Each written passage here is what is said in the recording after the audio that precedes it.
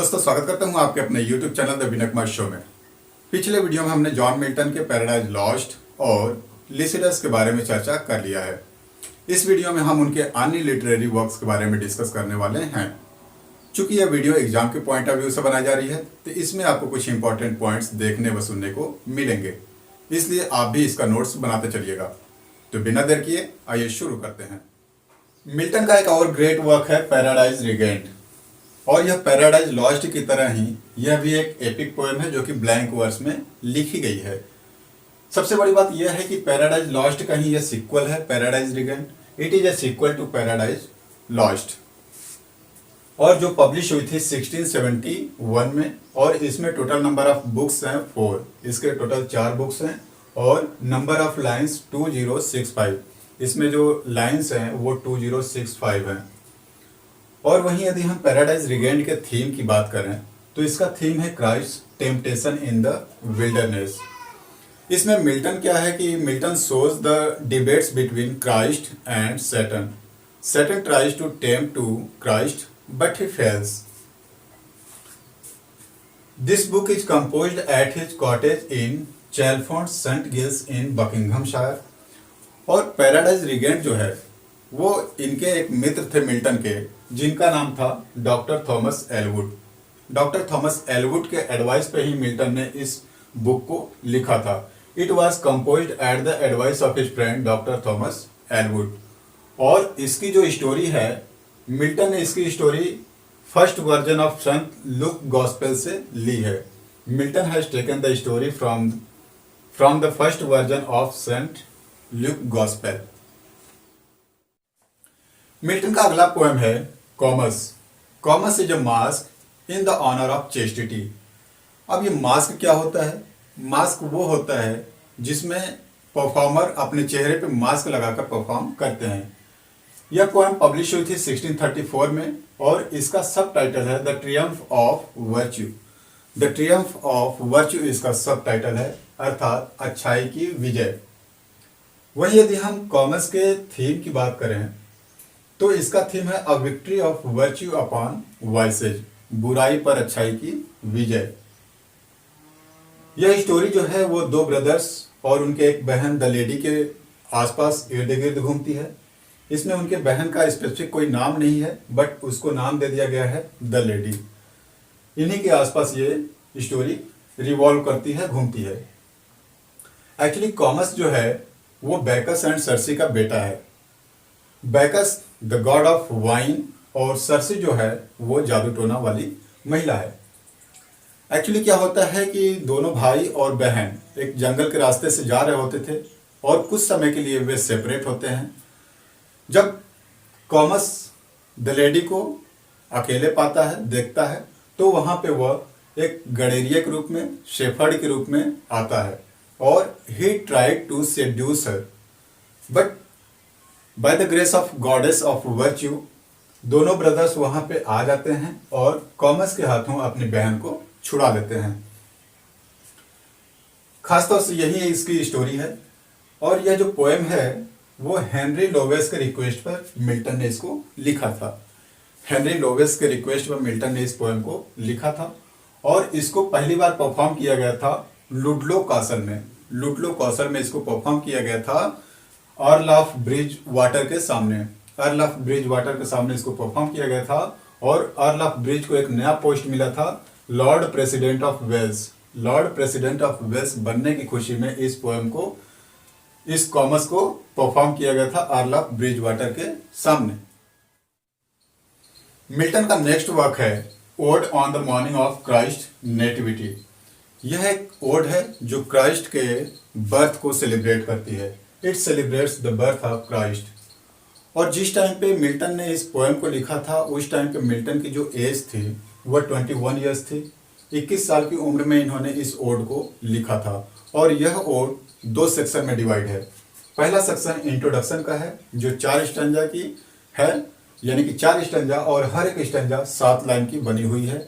वहीं दूसरा जो सेक्शन है द हाइम है, और द हाइम जो है वो 27 स्टैंजा की है, और हर एक स्टैंजा 8 लाइन की बनी हुई है।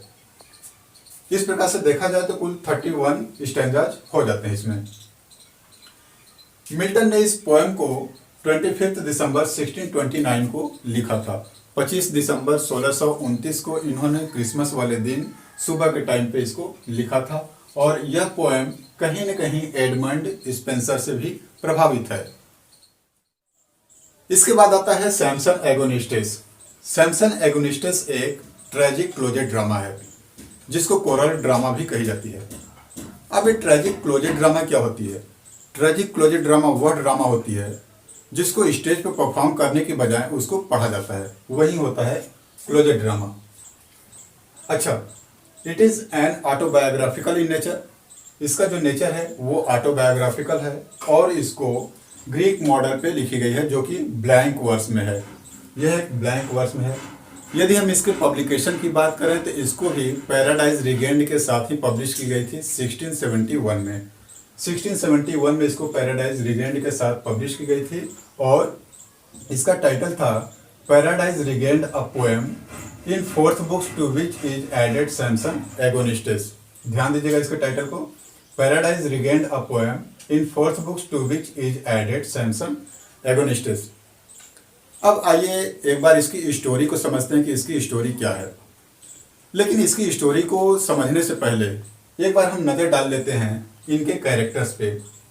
सैमसन जो है वो सन ऑफ मनोवा का बेटा है। मनोवा फिलिस्तीन का एक गरीब आदमी है जिसका बेटा सैमसन है। और एक दूसरा कैरेक्टर है governor of Gaza, third character है डालिला और फोर्थ कैरेक्टर एक है जो है हराफा। इसकी स्टोरी कुछ ऐसी है कि ये जो सैमसन है वो एक शक्तिशाली रेसलर है और इसकी शक्ति का रहस्य छुपा हुआ है उसके बालों के लट में। His physical strength is in lock of his hair. इससे क्या है कि उसकी शक्ति से, उसके स्ट्रेंथ से गवर्नर ऑफ गाजा को डर है और वह क्या करते हैं, एक उसके खिलाफ कंस्पिरेसी रचते हैं, षड्यंत्र रचते हैं। वह क्या करते हैं, डालिला को सैमसन के पास भेजते हैं ताकि उसके शक्ति का, स्ट्रेंथ का पता लगाया जा सके, उसके सीक्रेट क्या है शक्ति का। और डालिला उसके पास जाती है, अपनी सुंदरता की, अपने प्रेम के जाल में उसे फंसाकर उसके शक्ति का रहस्य जान लेती है। इसके बाद सैमसन को अरेस्ट कर लिया जाता है और अरेस्ट करके उसको एक हॉल में ले जाया जाता है जहाँ पे और भी लोग इकट्ठे रहते हैं। वो हॉल जो है उसमें 100 पिलर्स लगे हुए हैं। वहाँ पे लोगों के सामने हराफा जो है वो सैमसन का मजाक उड़ाता है, उपहास करता है। इसके बाद जो सैमसन के पिताजी हैं मनोवा, वे गवर्नर ऑफ गाजा से और लोगों से अपील करते हैं, वे उनसे रिक्वेस्ट करते हैं कि वे उसके बेटे को छोड़ दे। लेकिन इसका एक असर पड़ता है सैमसन पे, वह इंसल्ट फील करता है जिससे वह क्या करता है कि वहाँ पे जो पिलर्स होते हैं वो खींच देता है और सभी पिलर्स गिर जाते हैं। जितने भी लोग उस हॉल में बैठे रहते हैं वे सभी के सभी वहाँ पे मर जाते हैं। सैमसन भी वहीं पे मर जाता है। तो खास तौर से इसकी स्टोरी यही है। उनका एक अन्य जो लिटरेरी वर्क है जो अक्सर एग्जाम में पूछा जाता है वो है एरियोपेजिटिका। एरियोपेजिटिका मिल्टन ने एक पैम्फलेट के मॉडल में लिखी थी जो पब्लिश हुई थी 1644 में।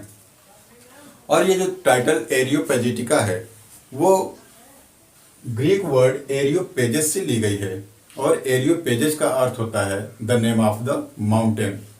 एरियोपेजिटिका लिखने के पीछे मिल्टन का एक कारण रहा है।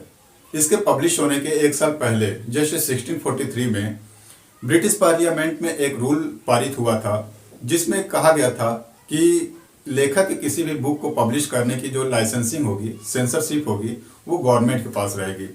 अर्थात उस नियम के तहत यह था कि लेखक की किसी भी बुक को पब्लिश होने से पहले, प्रिंट होने से पहले उसे रिव्यू करने के लिए गवर्नमेंट के पास भेजा जाएगा।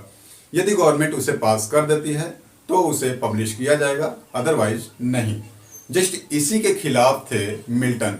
ही just opposes licensing and censorship. Areopagitica is Milton's speech for liberty of unlicensed printing to the Parliament of England. Milton चाहते थे कि everybody must have right to the freedom of speech and expression. Milton का next work है on Shakespeare. On Shakespeare publish हुई थी 1630 में और यह मिल्टन की फर्स्ट पब्लिश्ड पोएम है। इसका एक और टाइटल है an epitaph on the admirable dramatic poet William Shakespeare. आइए आगे बढ़ते हैं। नेक्स्ट वर्क है the tenure of kings and magistrates. The tenure of kings and magistrates publish हुई थी 1649 में और यह मिल्टन की एक प्रोज वर्क है। इसके पहले हम लोग देख रहे थे ये क्या थी, पोएटिक वर्क है, लेकिन ये आपका प्रोज वर्क है। इसमें Milton supports assassination of Charles first. John Milton का नेक्स्ट वर्क है history of Britain. History of Britain publish हुई थी 1670 में और यह मिल्टन की एक अनफिनिश्ड वर्क है। इसके बारे में जॉन मॉरिस बोलते हैं N abundant and unloved gift. आइए हम बढ़ते हैं नेक्स्ट वर्क की तरफ और ये है एलेग्रो। एलेग्रो इसका जो मीनिंग होता है वो है जॉयस और हैप्पी मैन। हैप्पी मैन इसका अर्थ होता है। जो पब्लिश हुई थी यह वर्क 1633 में और मिल्टन ने इसे एलेग्रो को कपलेट्स में लिखा था। इन द सेम पैटर्न इल पेंसेरोसो को भी कपलेट्स में लिखा था जो पब्लिश हुई थी 1633 में और इल पेंसेरोसो का मीनिंग होता है पेंसिव एंड इल मैन या फिर थॉटफुल मैन। इसके अलावा हमने यहाँ पे मिल्टन के 2 सोनेट्स लिए हैं, ऑन हिज ब्लाइंडनेस और ऑन हिज डिसीज्ड वाइफ। हालांकि मिल्टन ने 24 सोनेट्स लिखे हैं, 18 English sonnets and 6 Latin sonnets. लेकिन यहाँ पे हमने 2 लिए हैं जो अक्सर एग्जाम में इससे रिलेटेड क्वेश्चन आते हैं। ऑन हिज ब्लाइंडनेस से जो पहली लाइन स्टार्ट होती है वो है when I consider how my light is spent और इसकी जो लास्ट लाइन है they also serve who only stand and wait. इन लाइनों को अक्सर एग्जाम में कोट करके पूछ देता है कि ये किसने लिखा है या फिर कौन से पोएम से ली गई है। नेक्स्ट सोनेट है इनका ऑन हिज डिसीज्ड वाइफ और मिल्टन ने इसको लिखा था अपने सेकेंड वाइफ की मेमोरी में। इसमें एक लाइन है मी थॉट आई सा माई लेट स्पाउल्ड सेंट। इन सब के अलावा इनका एक नेक्स्ट वर्क है डिफेंसियो प्रो पापुलो एंग्लिकैनो। यह मिल्टन की लास्ट वर्क बिफोर ब्लाइंडनेस है, यानी कि ब्लाइंडनेस से पहले की एक अंतिम वर्क है। नेक्स्ट है एपिटाफियम डेमोनिस। यह एक लैटिन पास्टोरल है जो कि अपने मित्र डियोडेटी के मृत्यु पे इन्होंने लिखा था। तो आज के वीडियो में बस इतना ही। मिलते हैं अगले वीडियो में एक नए टॉपिक के साथ। तब तक के लिए हमें इजाजत दीजिए अपने दोस्त विनय को। नमस्कार।